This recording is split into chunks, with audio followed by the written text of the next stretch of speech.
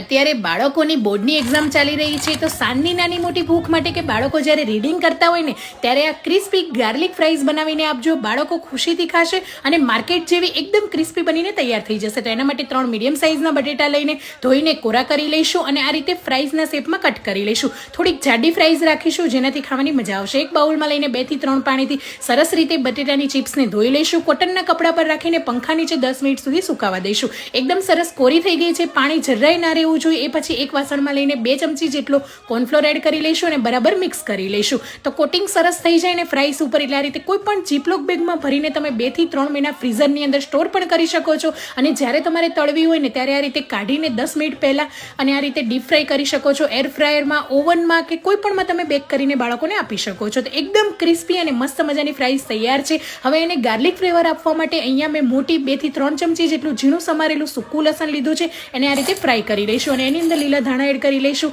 તો ફ્રાઈઝની ઉપર સંચળ powder add કરીશું અને ફ્રાઈઝનો ટેસ્ટ ડબલ કરવા માટે અહીંયા હાથીનો આખરી મસાલા જે આપણે 1 મોટી ચમચી એડ કરી લઈશું અને જે સૂકું લસણ અને ધાણાને ફ્રાય કર્યા એ પણ એડ કરી લઈશું અને બરાબર બધી વસ્તુને મિક્સ કરી લઈશું. અવાજ તમે સાંભળી શકો, એકદમ ક્રિસ્પી ગાર્લિક ફ્રાઈઝ તૈયાર છે. તો તમે પણ જરૂરથી તમારા બાળકોને આપો, બાળકો પણ ખુશીથી ખાશે. Thank you.